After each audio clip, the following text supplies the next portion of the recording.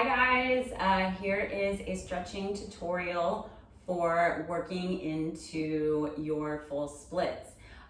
So I'm just gonna go over this lunge that I like to do to work to get into a full splits. I actually start with this every day when I step onto my mat. I tend to do this right before my yoga practice, so I'll do these kind of split stretches to warm up my hips, and then I do a yoga practice, and then I get into my back bend training for contortion. But this is a great way to just start opening up your hips and getting them ready for a full split. So you'll just start in a downward facing dog on your mat. And you'll just begin by lifting, it doesn't matter which leg, whichever one you want to start with. I'll start with the left. So you'll lift your left leg high. And you can do this with a bent knee. It's a little bit easier with a bent knee, but if you're pretty flexible, you can take a straight leg and you'll just take 3 big sweeping circles in one direction and then 3 in the other.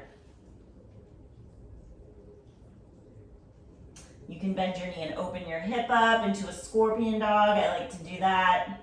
And then you straighten your legs, square off your hips, and step your left foot, or whichever foot you're starting with, forward to the top of your mat, and bring your back knee down.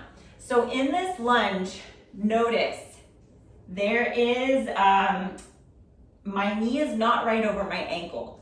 This is okay. This is going to help you really start to open up the hips. So I'm sinking my hips forward and down, but I'm still engaging my back leg. So you never want to have just complete passive, like sinking into your bones and your joints in flexibility training. So you always want to make sure you're activating. I'm also pushing into this left foot quite a bit.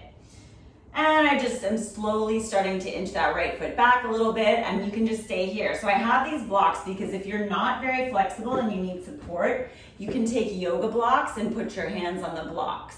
And that will help you just kind of breathe into the stretch. You want to hold this for at least a minute, possibly more, especially if you're just starting into it. Longer holds are key for the flexibility training. So if you don't need the blocks, you can have fingertips down, and you'll just be breathing here for, a minute or so. And then when you are ready, you'll continue to sink the hips down. Down. This nice angle really helps me get more into my hips, and it's not unsafe for your knee. I know that sometimes teachers will say, like, you need to have your knee tracking right over your ankle. Very true for certain yoga poses, warrior 1, warrior 2, all of those, but this is a hip opener here. So it's kind of like a variation of a lizard lunge. As you start to sink those hips down, you'll come down. You might be using those blocks for support. You might not be able to get this front leg straight, but that's how you work slowly down into your splits. Now, once you're in your splits, notice your body. Hips square are very important in a splits practice. So I know one thing that I like to do is I can take my hand, my opposite hand, and grab the outer edge of that front leg, and then the back hand can grab the outer edge of the back leg. Using that as leverage to keep my right hip, because I'm on the left side, the right hip pushing forward and the left hip back, so my hips remain squared to the top of my mat. Once you are in your splits, you're also breathing here for a minute, maybe even longer. So you're really focusing on just breathing into the pose. My legs are not passive. I'm actually engaging my quadricep muscles, the muscles around my kneecap. I'm pointing my toes, and I'm breathing into it, actively stretching into the splits.